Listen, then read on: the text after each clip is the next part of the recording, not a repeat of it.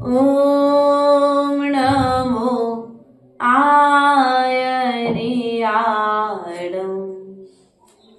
ओम नमो उवजायाडं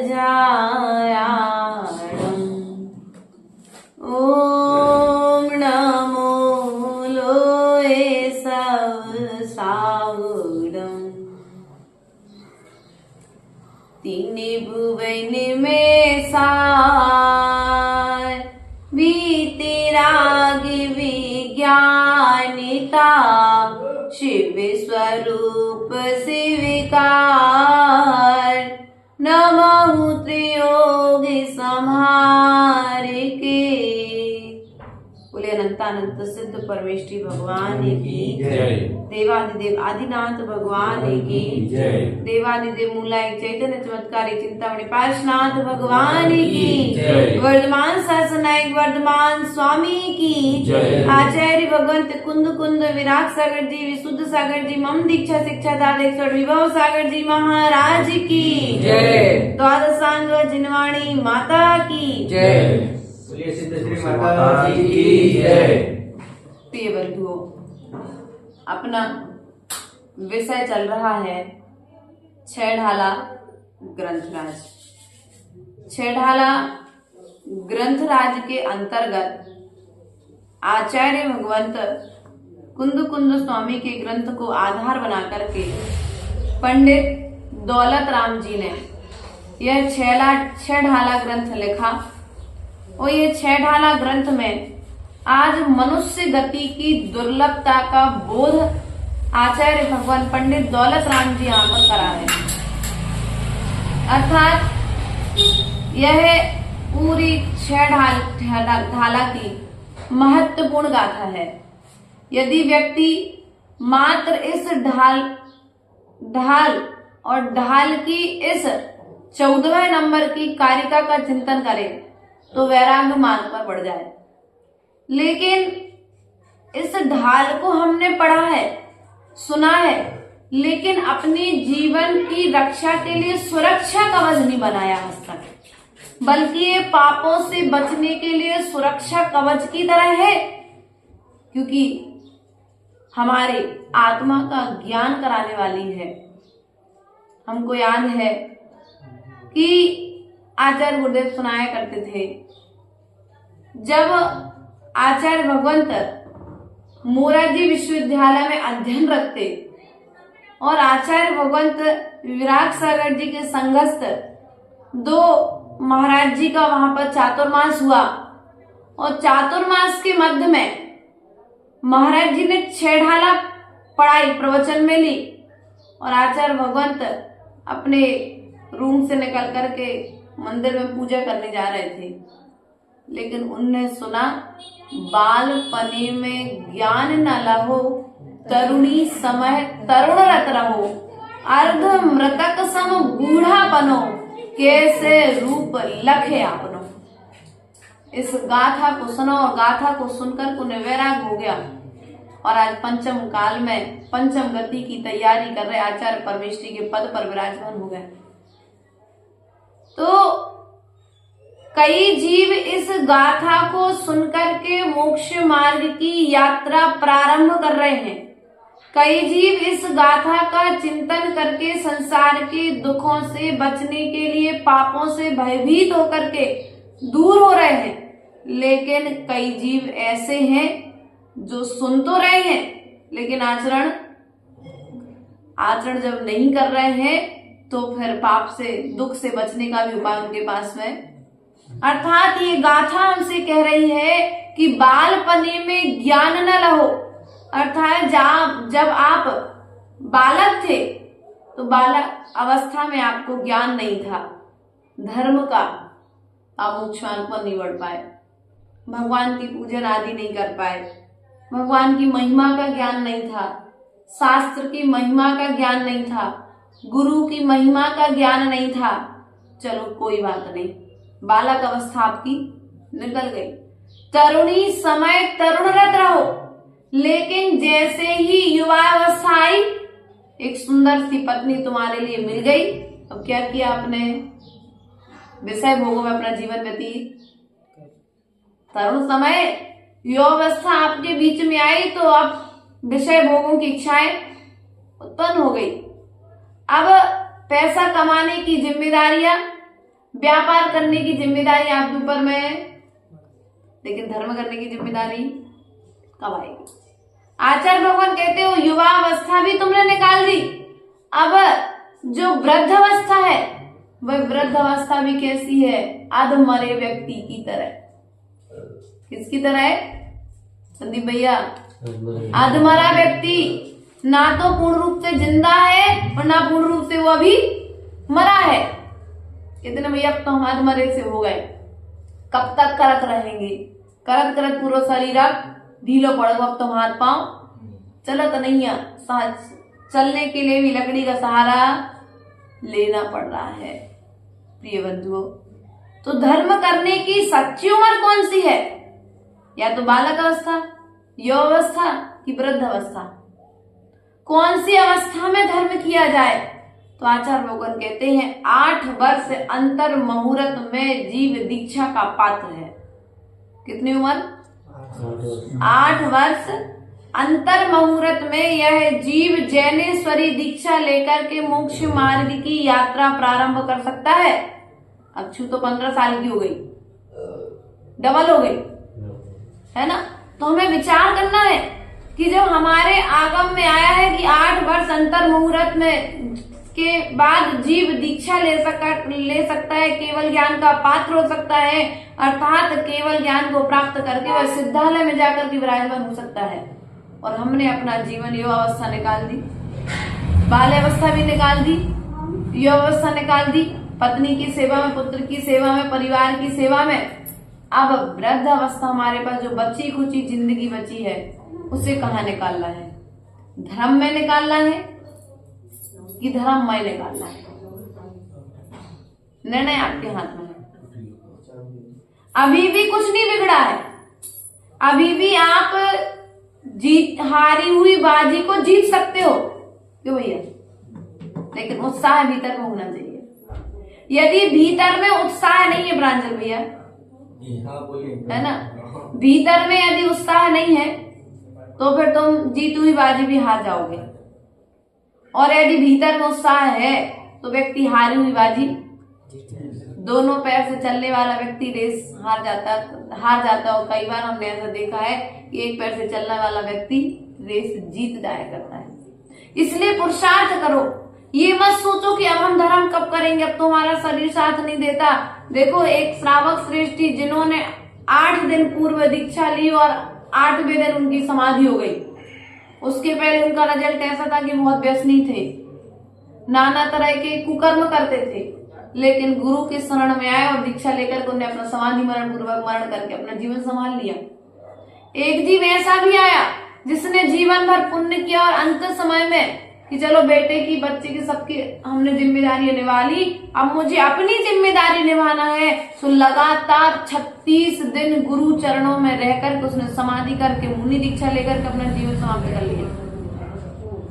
ध्यान रखना है, जब डॉक्टर सब तरह से मना कर दे, कम से कम उस समय तो गुरु के चरणों में आ जाओ।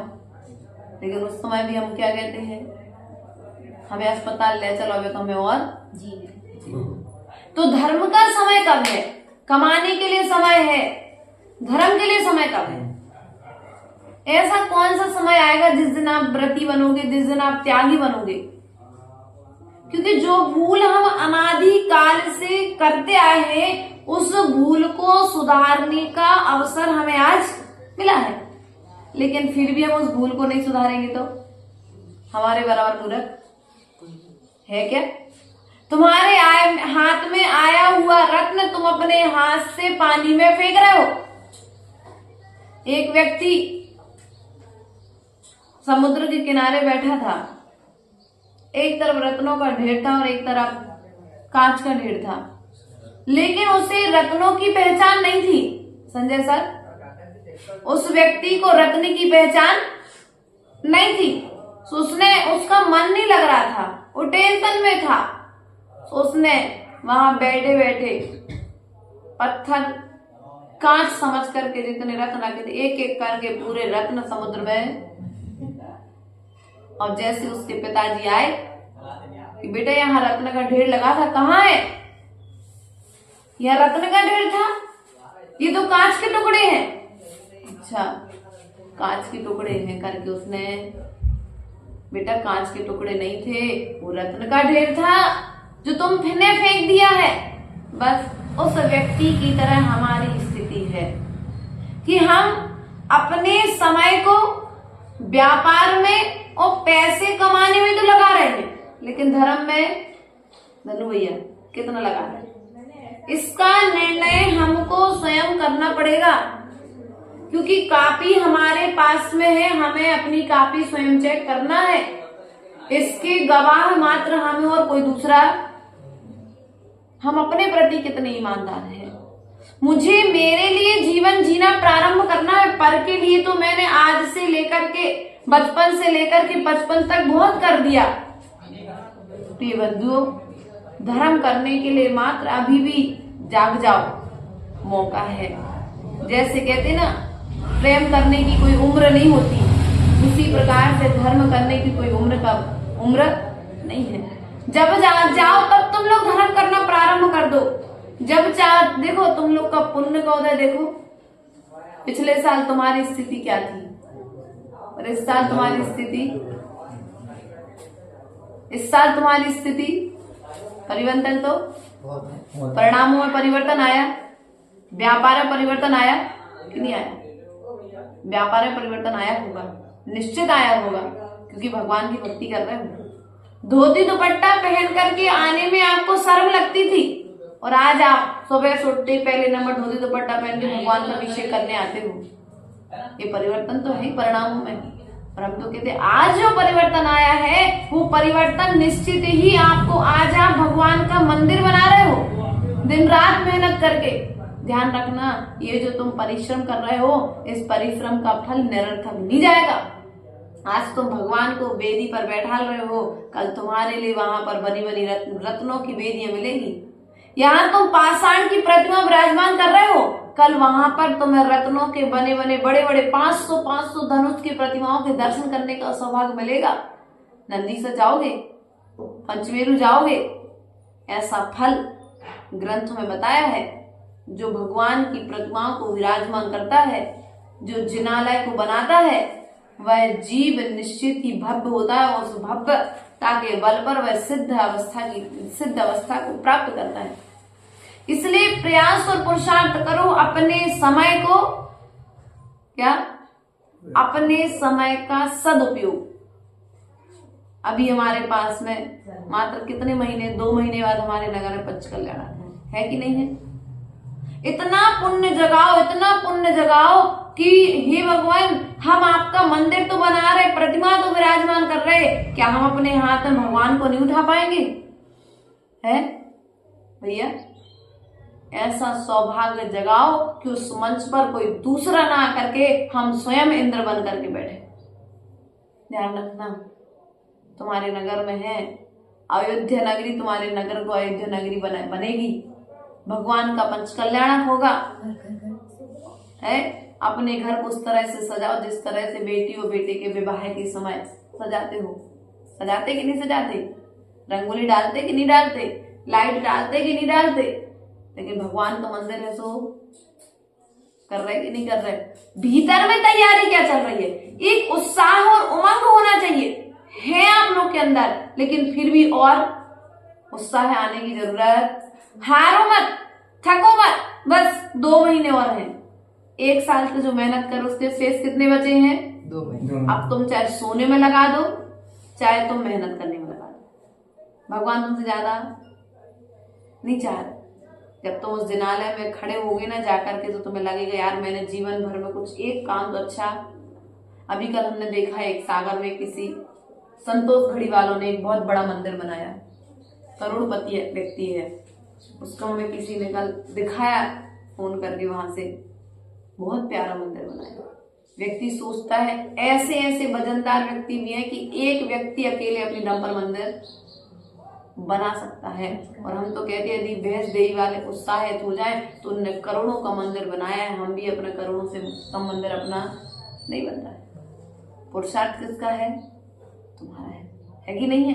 लेकिन उत्साह डाउन क्यों करते? उत्साह जब तुम्हारे अंदर भगवान बनने की शक्ति है, तुम्हारे अंदर में भगवान को उठाने के लिए तुम्हारे इतना पुण्य है, तो भगवान के लिए हम और क्या कर सकते हैं? विचार करो।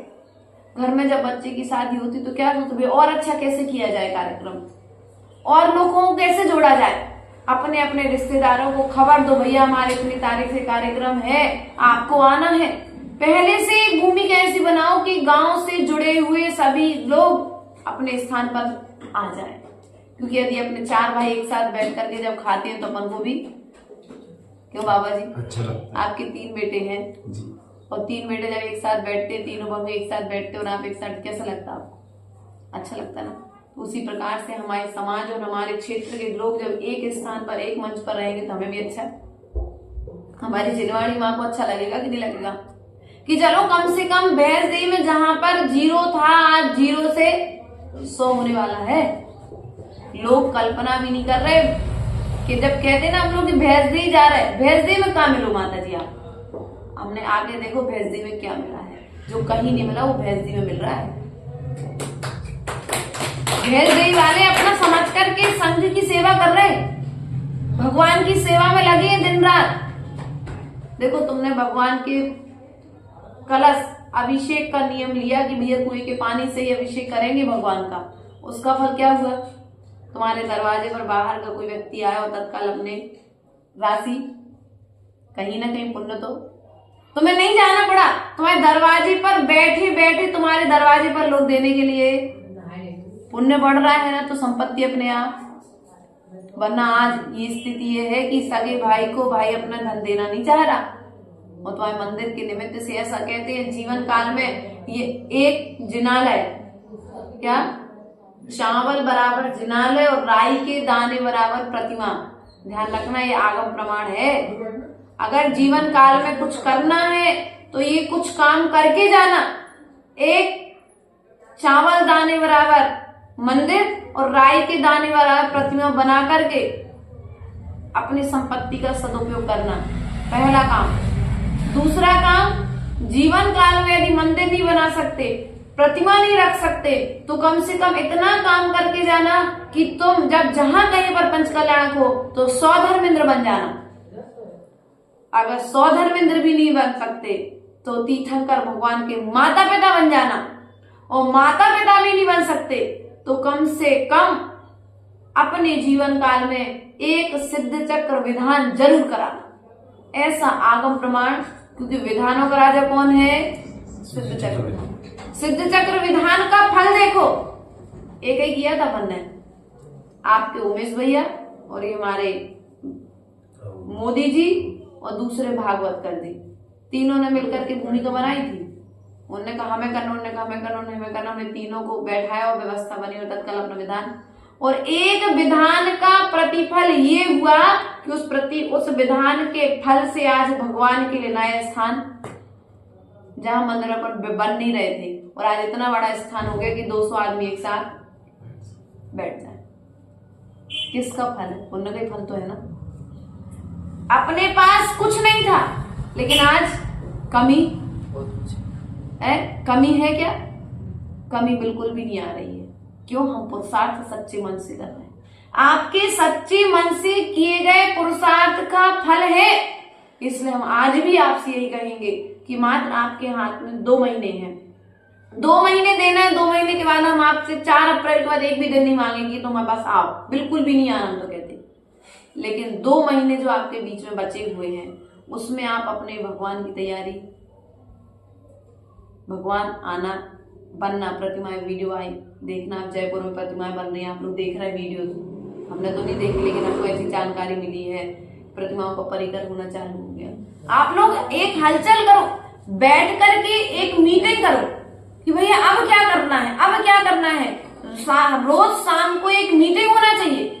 ये विचार करो कि देखो हमने धन तो कमाया है जीवन भर, लेकिन जो अयोध्या नगरी आज बन रही है, द्वारा ऐसी किसी में ताकत नहीं है कि आप लोग कर लो इतना बड़ा। अमित भैया ने आपको बहुत सहयोग, क्योंकि दिमाग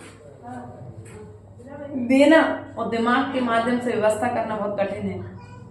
एक विश्वास दिलाना, व्यक्ति उनके विश्वास से तुम्हारे यहाँ पर माल पटकता जा रहा है। पैसा बस तुमको देना है। पैसा कमाना बहुत आसान है, विश्वास बहुत बड़ी संपत्ति है। और जहां विश्वास कमा लिया इंसान ने, वहां सब कुछ कमा लिया। वहां पैसा कोई मायने फिर नहीं रखता है। इसलिए प्रयास और पुरुषार्थ करो, अपनों को साथ में लेते हुए अपने उत्साह को कम ना करो, उत्साह को बढ़ाओ, धैर्य को बढ़ाओ कि भैया कोई दिक्कत नहीं, आज थोड़ा कल थोड़ा और, लेकिन अपना काम पूरा। जाकर के पूछो मंदिर में क्या चल रहा है। भगवान के उस मंदिर में तराई करने के लिए पुण्य चाहिए, भगवान के मंदिर के सामने रंगोली डालने के लिए भी पुण्य चाहिए, भगवान की प्रतिमा का परिमार्जन करने के लिए पुण्य चाहिए। पापी जीव भगवान की प्रतिमा को छू नहीं सकता। क्या? जो पापी जीव है वो भगवान की प्रतिमा को छू नहीं सकता। वो भगवान के कलश को जिसने नरक गति आदि का बंद कर लिया है, वो जीव भगवान को उठाने का भाव नहीं करेगा, वो अभिषेक का भाव नहीं करेगा, वो भगवान की पूजा नहीं कर सकता। और जिसने नरक गति आदि का बंद कर लिया है, वो जीव मुनिराज के हाथों में अंजलि में आहारदान नहीं दे पाएगा। इसलिए प्रयास और पुरुषार्थ करो कि तुम्हें मनुष्य पर्याय मिली है, दुर्लभ पर्याय मिली है। चलो जब तक बोध नहीं था कोई बात नहीं, लेकिन अब तो बोध देने के लिए गुरु भी तुम्हारे बीच में विराजमान है, शोध करने के लिए जिनवाणी माँ हमारे बीच में विराजमान है, और सद्बुद्धि देने के लिए हमारे अरहंत देव हमारे बीच में विराजमान है। तो हम पुरुषार्थ करके क्या करेंगे? इन तीनों का लाभ लेकर के अपने जीवन में लाभ प्राप्त करने का पुरुषार्थ करेंगे।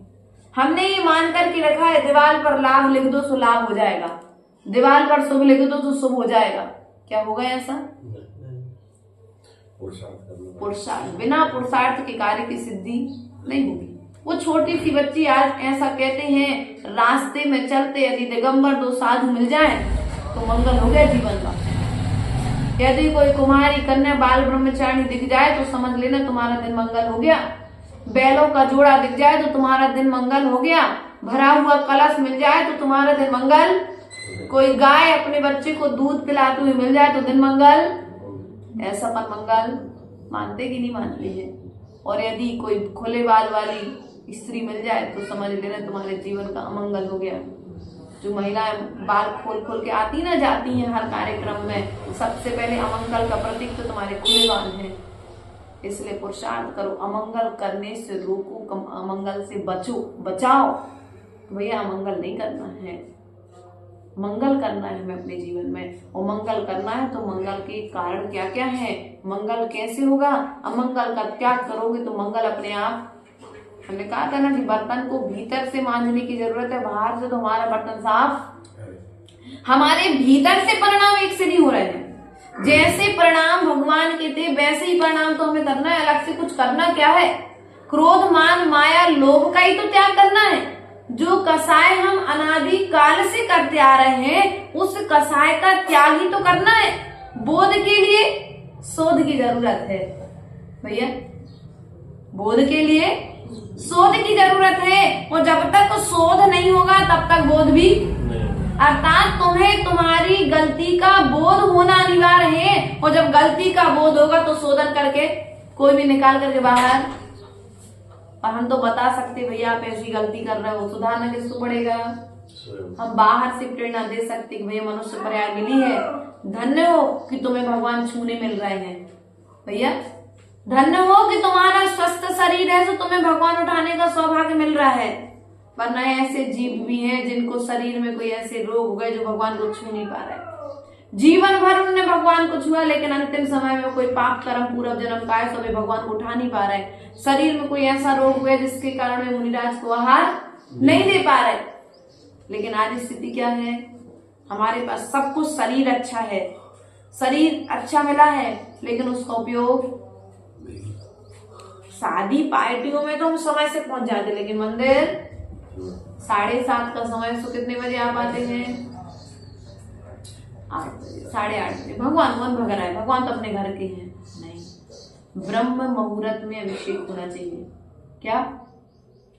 ब्रह्म मुहूर्त, जो संधि काल होता है, रात्रि का अंतिम पहर, अपना सूर्य के उगने का समय जो है और धूप निकलती उसके पूर्व जो अपना निकलते ही साथ सुबह से अपना अभिषेक। लेकिन क्या होता है, हम करते कितने बजे हैं? हम अपने अनुसार अभिषेक कर रहे हैं, हम अपने अनुसार पूजन कर रहे हैं, तो फल भी फिर तुम्हें तुम्हारे अनुसार, आगम के अनुसार फल भी। हमें आगम के अनुसार चलना पड़ेगा, अपने अनुसार आगम को नहीं चलाना है। हमें जिनवाणी के अनुसार आचरण करना पड़ेगा। बेटा तेरा पुण्य धन्य है कि तेरे पिता मेहनत कर रहे हैं और तुझे मंदिर बना बनाया मिलेगा।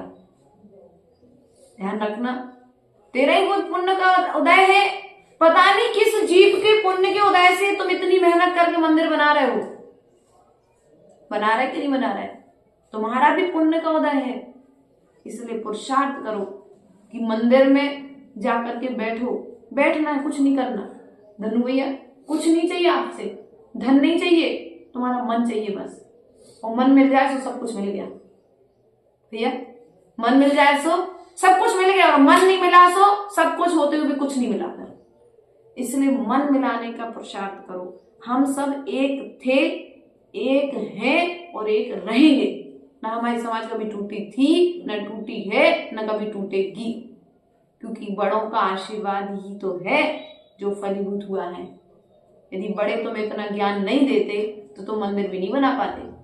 इसलिए हमेशा कोई भी काम करने जाओ, पार्श्वनाथ भगवान को नमस्कार करके अपने बड़ों के चरण छू करके निकलना। तुम्हारे सब आधे काम तो वही हो गए भैया। अपन को लगता है बड़े क्या कर रहे हैं, बड़े बुद्धि से काम करते हैं और छोटे हाथ पैर से काम करते हैं, है ना। इसलिए प्रयास और पुरुषार्थ करो, अपने बड़ों की विनय करो। मंदिर हम अपने लिए नहीं बना रहे, आपके लिए नहीं बना रहे। मंदिर में जो आगे आने वाली पीढ़ी है, कम से कम हजारों वर्ष के लिए वो मंदिर तो जयवंत हो गया। तुमने जिस हिसाब से काम कर रहे आप लोग, जिस गति से आप लोग चल रहे हो, उस हिसाब से तो ये मंदिर लगभग हजारों वर्ष के लिए तो 1400 वर्ष पुराने पार्श्वनाथ है। 500 वर्ष जिस मंदिर को हो चुके थे, ऐसे मंदिर का आपने ऐसा आया है आगम में 1000, संजय सर 1000 नए मंदिर बनाना और एक पुराने जीर्ण शीर्ण मंदिर का जीर्णोद्धार कराना। जितना फल 1000 मंदिर बनाने में मिलता है, उतना फल एक मंदिर का जीर्णोद्धार कराने मिलता है। सौभाग्यशाली हो समझना, तुमने 1000 मंदिर बनवा लिए, इतना फल तुमको मिल गया एक मंदिर के जीर्णोद्धार में। वो धरोहर जो तुम्हारी 5 पीढ़ियों ने पहले से सजा करके संभाल करके रखी है, और उसमें भी हम मेहनत कर रहे हो, लेकिन जिस गति से करना उस हिसाब से समर्पण।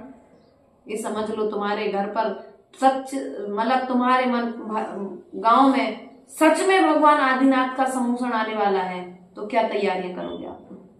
2 महीने डेट फाइनल हो चुकी है, भगवान का समूषण आएगा, और 1 नहीं 2 नहीं, लोग तो तरसते हैं 1-2 पिच्छी मिल जाए, और तुम्हारा पुण्य को देखो तो 51 पिच्छियां फाइनल हो चुकी हैं। कितनी पिच्छी? 51 पिच्छियां आना फाइनल हो चुकी हैं लगभग। उसमें 30 आरिकाएं आना फाइनल है। 15 संघ से आ रहे आचार्य गुरुदेव के साथ, तो 16 आरिका एक जगह से आ रहे, और हम 3 यहाँ पर विराजमान हैं। और लगभग बीच बीच में ऐसी संभावना है आदित्य सागर जी का संघ भी यहाँ से गुजरेगा जालना के लिए। सुप्रभ सागर जी का संघ भी अपने भैंसदेही होते हुए जालना जाएंगे। जालना से वो लोग इंदौर बड़वानी होते हुए निकलेंगे। यहीं से सौम्य सागर जी महाराज आचार्य विशुद्ध सागर जी से उनका संघ भी लगभग, हम तो 51 कह रहे हैं, और हमें तो लगता है कि ये बोली 63 और 77 के पार।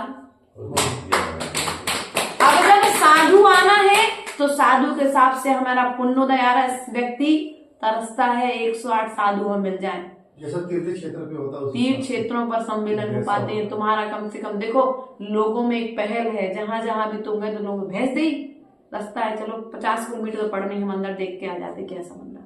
साधु के मन में भी गुस्सा है, ऐसा कैसा मंदिर बना रहे हैं, तो इसलिए विश्वास जगाओ, अपना उत्साह कम मत होने दो। हमारे पास कुल 2 महीने, कितने महीने हैं कुल? 2 महीने में या तो अपन फेल भी हो सकते हैं और 2 महीने में अपन पास भी। अब होना क्या है, मेहनत करोगे तो पास, क्योंकि साधु आएंगे देखेंगे, और साधु जब देखेगा तो तुम्हारे नगर की चर्चा अगले गांव में होगी, और अगले गांव में जब चर्चा होगी तो तुम्हें उसके पॉजिटिव रिजल्ट भी आगे जाकर के, क्योंकि पुण्य की चर्चा होती है, पाप की चर्चा नहीं होती है। पुण्य वालों की चर्चाएं ग्रंथों में लिखी जाती है और पापियों की चर्चाएं नहीं लिखी जाती। और तुम्हारा पुण्य को यदि किसी साधु के मुख से तुम्हारे भैंसदेही का नाम निकल गया तो समझ लेना तुम्हारा कोई पुण्य का, तीव्र पुण्य कर्म का उदय आया है। वरना लोग तरसते हैं, हजारों की भीड़ में जाते और सोचते एक बार साधु मेरा नाम ले दे। लोग साधु कहते नहीं था करे, क्योंकि कई साधु ऐसे रास्ता दूसरा बन सकता है, लेकिन फिर भी भैंसदेही तो जाएंगे। एक बार तो हम भैंसदेही देखेंगे क्या है वहां पर, जहां पर अपन कुछ नहीं थे लोग बाग, और आज सब लोग मंदिर आ रहे हैं। पुण्योदय है ये, तुमने जो धोती दुपट्टे पहन लिए ना, ये धोती दुपट्टे पहनने के लिए पुण्य चाहिए है। हम तो अपना बताते, जब पहली बार आ रहे थे तो हमने कहा था क्या जरूरत है भैंसदेही जाने की, अपन सीधा गुड़गांव से भी तो आगे निकल सकते हैं। लेकिन तुम्हारे पुण्योदय से यहाँ पर आना हुआ तो आप सबके पुण्योदय से सिद्ध चक्र विधान हुआ, और सिद्ध चक्र विधान का फल साक्षात देख लो ना, कहीं दूर देखने क्यों जाना पड़े हमें, हम तो साक्षात देख रहे हैं ना सिद्ध चक्र विधान की महिमा। जो जिस रूप में जो चाह रहा था उसे वो मिल रहा है। हमारे उमेश भैया की एक ही चीज कहनी थी, इनकी भैया की, उन्होंने माता जी हमारे मंदिर में लोग नहीं आते, यही कहते थे ना, वो एक ही चीज से परेशान थे। और हम कहते आज देखो उनकी भाई की सद्भावना उस विधान में बैठे थे, इंद्र बन करके बैठे थे, और आज उनकी भावनाओं का फल ये हुआ कि मंदिर में पांव रखने जगह, सुबह समय गरवाला में जगह नहीं, बस इतने लोग अभिषेक के लिए। तो कहीं ना कहीं तुम्हारे द्वारा भाई की सद्भावना फलीभूत हो रही कि नहीं हो रही है। इसलिए पुरुषार्थ करो, जो लोग अभिषेक से वंचित रह रहे हैं उनको भी जोड़ने का प्रयास करो, क्योंकि ये पुण्य भगवान के मस्तिष्क पर डाला गया जल भगवान के लिए नहीं है, तुम्हारे कर्मों की निर्जरा करने वाला है, तुम्हारे कर्मों को काटने वाला है। इसलिए पुरुषार्थ करो अपने धर्म को जयवंत रखने के लिए, जो हमने जिन शासन की ध्वजा को युगों युगों तक लहराने के लिए स्थापित रखने का हमने जो संकल्प लिया है, उस संकल्प के प्रति कटिबद्ध हो जाओ, संकल्पित हो जाओ कि अब मुझे सोना नहीं, रातों की नींद चली जाए, दिन का चैन चला जाए, मुझे मंदिर के लिए काम करना है। ये मत सोचो कि हमसे ये काम का कहेंगे, नहीं कहे। मेरा अगर मैं मंदिर बना रहा होता तो क्या मैं नहीं जाता क्या उधर देखने? किसी के कहने का इंतजार मत करो, कोई तुम्हें आकर के बुलाएगा। ये समय रह ही नहीं गया कि कोई बुलाए और कोई तुम जाओ, नहीं, ये मेरे घर का कार्यक्रम है, ऐसा समझ करके हम सबको एकत्रित होकर के उस मंदिर की ओर ध्यान देना चाहिए। जो लोग बाहर जा रहे हैं पुण्य प्रदान करने के लिए, हाँ पुण्य प्रदान करने के लिए दे रहे हैं, उन जीवों का भी पुण्योदय है कि उनके दरवाजे पर बैठे बैठे पुण्य आ रहा है दान के लिए। वरना व्यक्ति सभा में बैठे बैठे भी दान देने का मन नहीं होता। वो जीव धन्य है जिनके दरवाजे पर तुम जा रहे हो, ये पुण्य ले लो, और आदमी ले भी रहा है पुण्य। जो यहाँ तक नहीं आ पा रहे वो तुम तक पुण्य, यहाँ बैठे बैठे भी दूरभाष यंत्र के माध्यम से माता जी भैंसदेही के लिए कोई सहयोग हो तो बताओ, तो आदमी यहाँ बैठे बैठे भी अपना धन भेज रहे हैं। तो प्रयास और पुरुषार्थ ये करो कि आपका पुण्य धन्य है कि आपने भगवान का मंदिर बनाने का भाव किया, और भाव के साथ साथ 75% काम आप लोग ने कर लिया। कितना कर लिया काम? 75% कर लिया। अब बचा कितना है? मात्र हाथी निकल गया, पूंछ बची है हमारे तो बुंदेलखंड में। क्या निकल गया? हाथी निकल गया, पूंछ। अब पूंछ बची है तो पूंछ के लिए एक काम करो, हो जाएगा काम। क्या करने आप? ऐसा कुछ नहीं। क्या होता है, हाथी निकल जाता है, पूंछ बड़े थोड़ी सी कठिनाई से निकलती है। इसलिए अभी भी अपना उत्साह बरकरार रखो, अपनी हिम्मत बरकरार रखो, अपने उत्साह को हतोत्साहित मत होने दो, क्योंकि कोई आज तुम भगवान के लिए कर रहे हो, कल तुम्हारे लिए भी तुम्हारा पुण्य जब जगेगा तो तुम्हें भगवान की भक्ति के फल से भी तुम जो चाहते हो तुम्हें वो सब मिलेगा।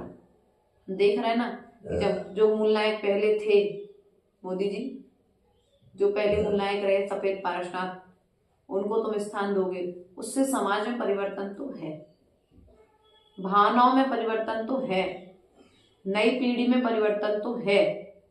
ये तो हम अनुभव कर रहे हैं, क्योंकि जो पिछले साल हमने आकर के देखा था और इस साल जो आकर के देखा है, इतने लोग इकट्ठे करने के लिए उमेश भैया को मेहनत करनी पड़ती थी, पर आज बिना कहे आकर के बैठ गए।